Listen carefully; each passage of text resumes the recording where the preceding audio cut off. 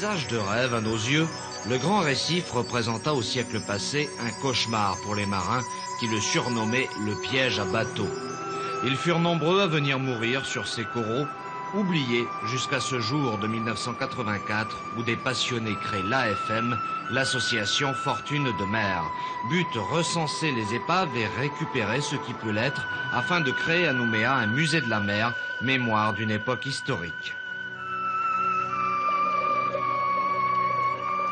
Ce qui est aujourd'hui un cimetière marin était il y a un siècle une mer intérieure où l'on pouvait s'abriter d'un coup de vent. Mais le piège était là, les passes naturelles étaient dangereuses, sans alignement particulier pour s'y guider. Bon nombre de capitaines, habitués de la ligne, se faisaient un point d'honneur d'entrer là sans pilote. Hélas, parfois, le récif gardait ceux qui avaient voulu le braver. Peu à peu, tous ces bateaux servirent d'abri aux habitants de la mer.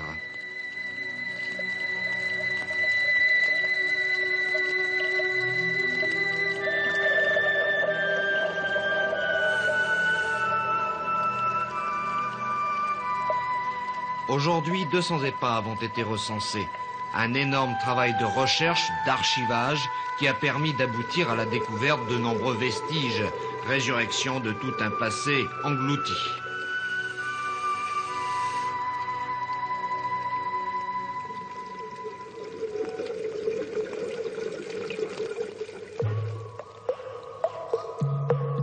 Roanoke, Maitland, Plateau, British Empire, France 2, Seine, autant de noms qui ont marqué l'histoire de la Calédonie, car ces bateaux, grands voiliers ou goélettes à vapeur affectés au tour de côte, comme le John Higginson, étaient le véritable poumon du pays, le seul lien avec le reste du monde pour les uns et pour les autres, unique moyen à part le cheval de ravitailler les isolés de brousse.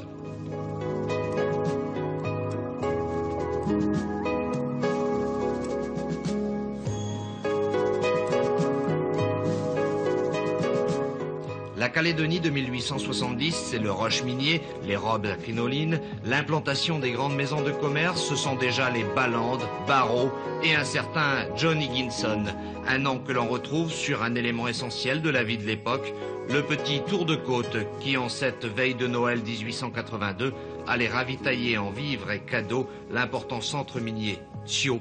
Il n'y arrivera jamais. 100 ans plus tard, c'est un bâtiment ultra moderne qui prend la mer sur les traces du petit caboteur, l'aviso commandant Blaisant, fait lui aussi bien souvent le tour des côtes de Calédonie.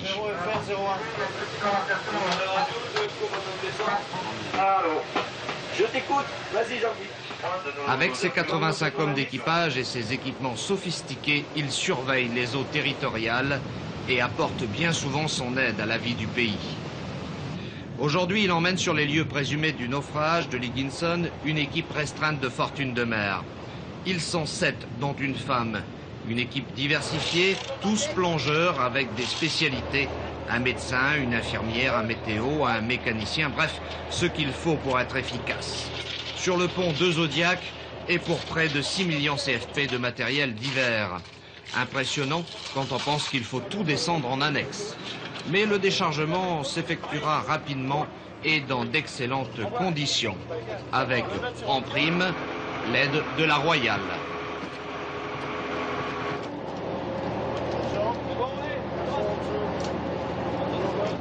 La seule chose capitale est bien sûr de ne rien oublier à bord, car chaque élément a son importance.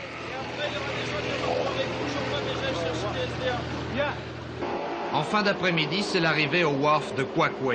L'expédition a eu la chance de pouvoir utiliser des installations mises à leur disposition, ce qui facilitera bien la vie de tout le monde.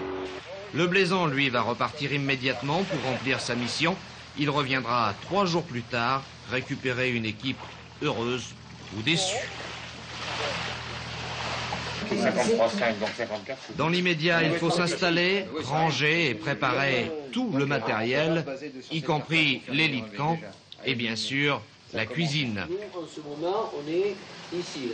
Enfin, c'est le premier briefing, le point avant le grand départ du lendemain. Vérifier les cartes, se consulter une dernière fois sur la méthode à suivre, la zone à prospecter, mais ce serait trop beau si tout allait vraiment très bien. Au nord de Quoique. 1 mille et demi au nord de Quoique. Moins d'1 mille et demi.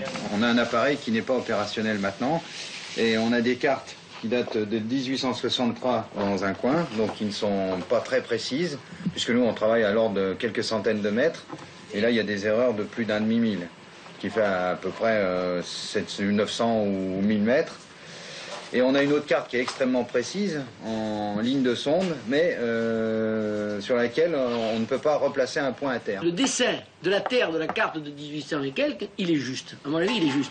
Il est peut-être mal positionné géographiquement. Oui, donc il est faux. Mais... Non, pas du tout. Pas du tout. Il est juste parce que c'est des types qui avaient une grande conscience professionnelle. Quand ils dessinaient, c'était vraiment ça. Ah non.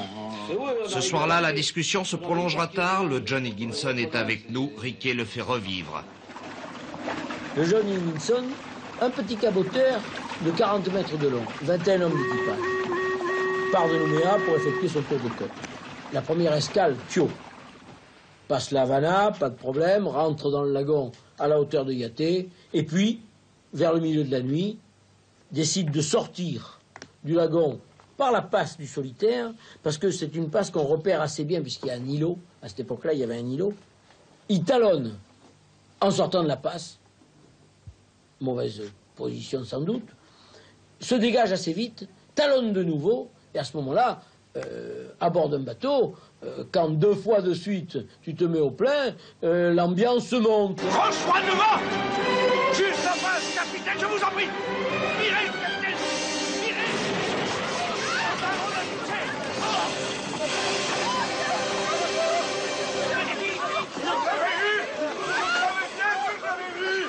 Voilà. Calmez-vous, personne n'est perdu! Personne n'est perdu, silence! J'ai dit silence! Mettons le bateau à l'abri. Et il se déroute et va vers la terre.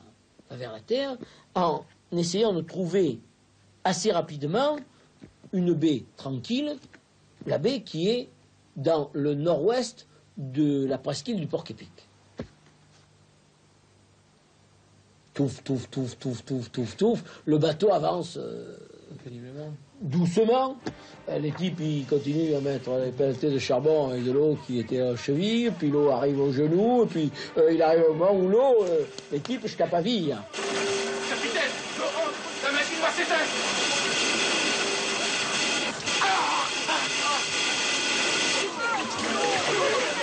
Capitaine! La machine est noyée! C'est impossible de vider la cargaison. Il faudrait ouvrir les sabords et l'eau s'engouffrerait. Si on essaie de reculer, on sombre. On est sûr de couler à pic. On met les chaloupes à la mer, on empile les gens dans les chaloupes, on s'écarte vite de cette bombe flottante. Les gars, un dernier coup, on va le prendre en remorque pour le tirer jusqu'à terre, pour l'échouer. Il ne coulera pas. Les embarcations se rapprochent et, malheureusement, au moment où ils allaient frapper un bout sur l'avant pour le prendre en remorque, le bateau coule. Il coule très près de terre. Il s'en est fallu peut-être d'une demi-heure.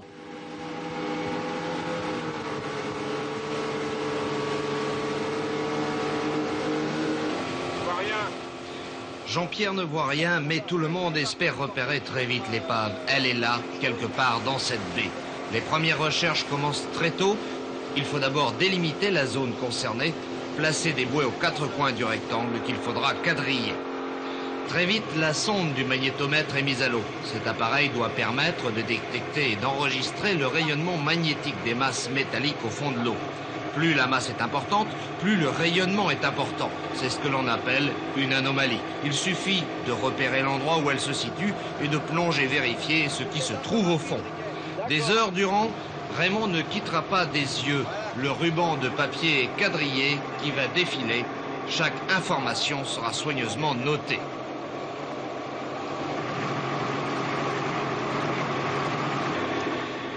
Pendant ce temps, des bouées seront mouillées pour baliser le parcours effectué afin de différencier ce qui a été prospecté de ce qui ne l'est pas.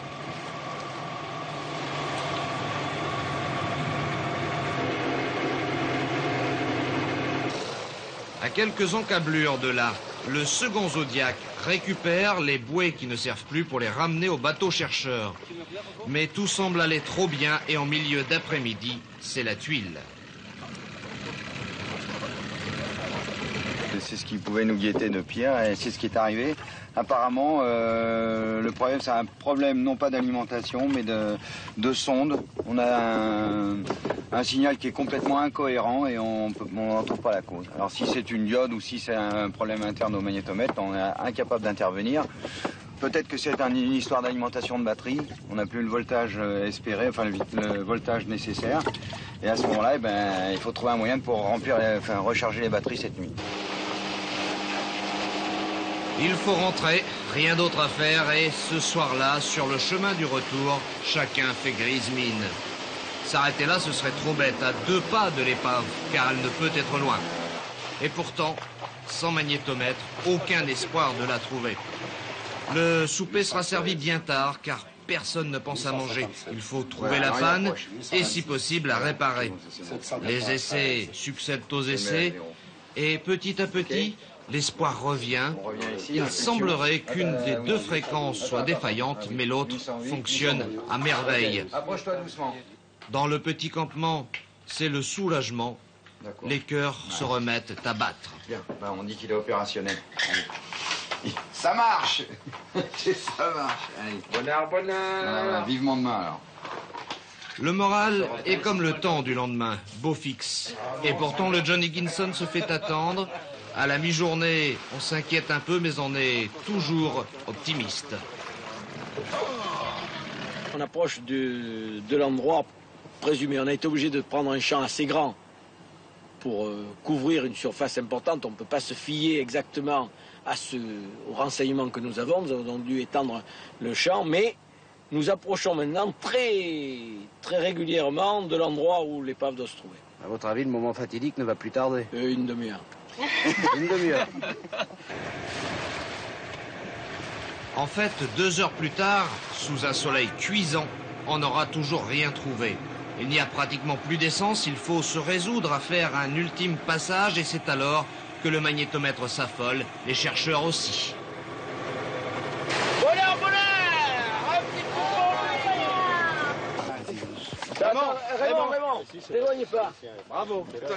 Vraiment, je vous vois tout excité là. Bon, alors on en est où? On en est où? La dernière radiale, les dernières gouttes d'essence.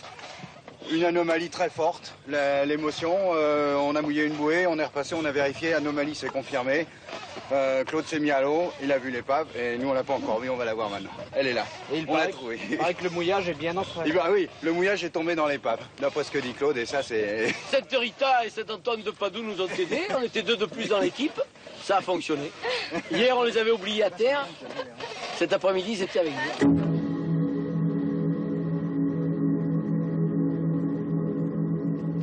Alors commence la descente, celle qu'on n'espérait plus.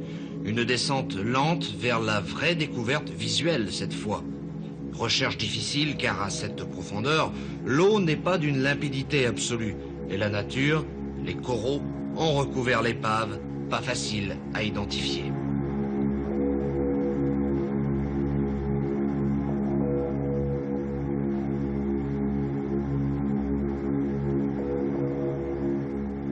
Mais soudain apparaissent des formes qui ne trompent pas. Le John Higginson est bien là, il n'a plus grand-chose à voir avec ce fier petit caboteur d'il y a un siècle, mais c'est bien lui. Légèrement couché sur le côté, les superstructures en bois ont disparu, il ne reste que le fer. Seuls, la proue et la poupe ont gardé plus ou moins leur aspect d'origine. Le milieu du bateau s'est affaissé, ballotté sans doute par les cyclones. Émergeant du sable, on distingue, par-ci, par-là, des pièces de la machine à vapeur.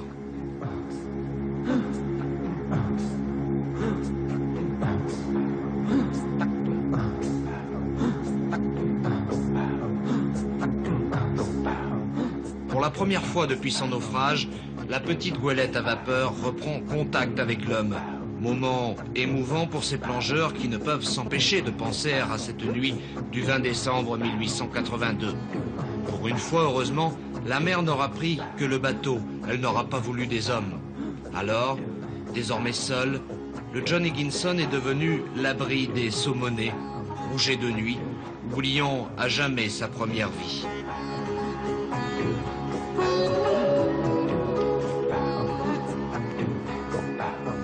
De De cette époque subsistent par-ci, par-là quelques traces, l'encre qui pend au bout de sa chaîne et puis ce manomètre de pression qui, parfaitement nettoyé, lustré, finira ses jours dans un musée de la mer qui devrait s'implanter à Nouméa.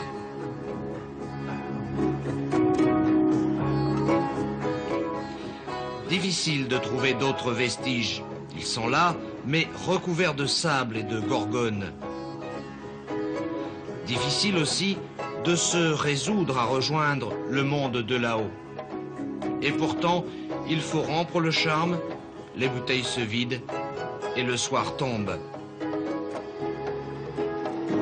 Alors c'est la longue remontée avec ses paliers et au bout les retrouvailles avec ceux qui n'ont pas vu et veulent tout savoir. Alors Ah ben elle est là, on l'a trouvée. C'est une belle épave, mais pas à visiter de l'intérieur. Elle est écrasée au milieu, on voit la chaudière. L'avant et l'arrière sont bien en forme au-dessus du sable. C'est magnifique. Des gorgones, des poissons. Reste maintenant à trouver dans le sable des objets. Elle est en meilleur ou en plus mauvais état que vous ne le pensiez? Plus mauvais état. Ouais. Elle est quand même très, très abîmée par les 107 ans ou les 105 ans qu'elle a passé dans l'eau. Voilà.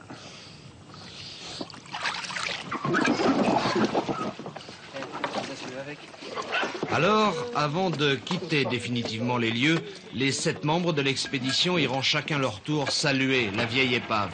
Puis il faudra rentrer. Mission réussie, une de plus pour Fortune de mer. Il faudra maintenant s'occuper du côté administratif de la découverte et procéder aux déclarations.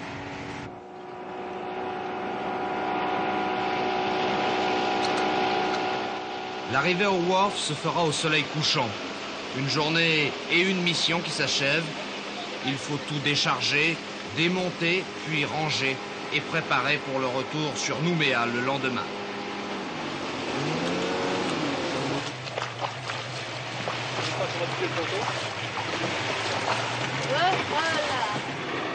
Ce soir-là, chacun s'endormira avec des images plein la tête, des souvenirs plein le cœur et une sensation bizarre au fond de l'âme, un mélange de joie et de tristesse.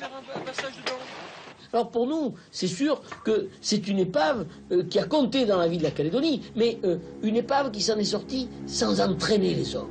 Et il y a là une cassure dans ce que, de notre cœur, nous pensons avec les bateaux. Généralement, les bateaux partent avec leurs hommes. Et là, tout le monde s'est sauvé. C'est très bien, mais pour l'histoire, c'est peut-être un peu triste. Le bateau est mort tout seul. Personne n'était là avec lui.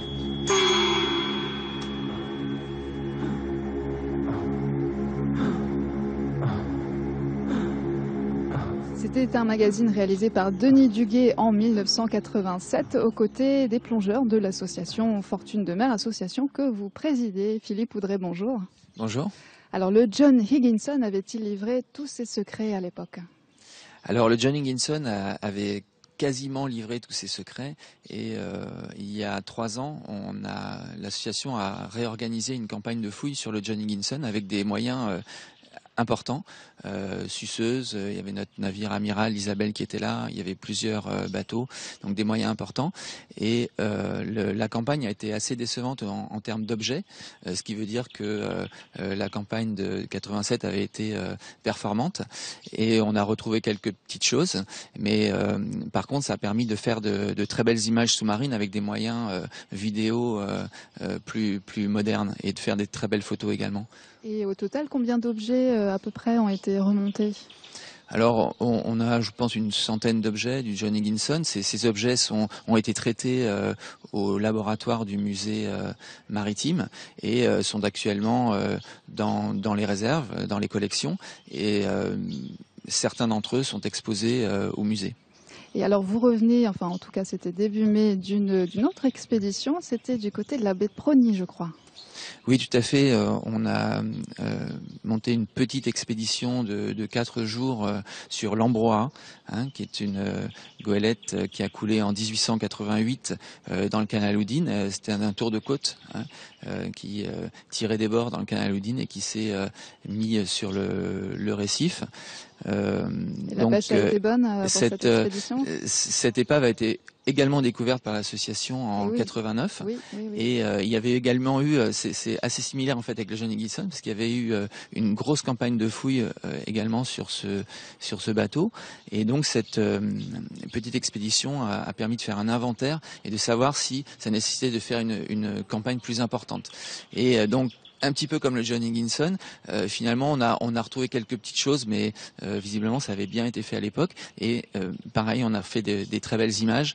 Et contrairement au Johnny Gibson, c'est un bateau en bois, donc on a retrouvé les membrures. Donc, mais tout est effondré en fait, alors que le Johnny Gibson est encore en forme parce que c'est un bateau en acier. Alors quand on pense épave calédonienne, on pense tout de suite Fortune de mer, et ce lien a été officialisé l'année dernière, je crois. Alors oui, tout à fait. L'année dernière, on a signé une convention avec la province sud pour que l'association finalement devienne, de par notre expérience de 30 ans, puisqu'on a fêté nos 30 ans l'année dernière, que l'association devienne le référent en matière d'archéologie sous-marine et surtout en matière de patrimoine maritime. De par la richesse de nos archives qu'on a accumulées depuis 30 ans. Et votre expertise aussi. Et les prochaines missions alors on a une mission prévue sur la corvette La Seine à Puebo. C'est un bateau qui est aussi très important pour la Nouvelle-Calédonie. Et je rappelle qu'il y a encore une exposition sur la Seine, sur le secret de la Seine au musée maritime jusqu'au mois de septembre, je crois, ou jusqu'à la fin de l'année. Donc voilà, on voulait faire coïncider une campagne avec cette exposition. Il y a encore de belles choses à récupérer sur la Seine.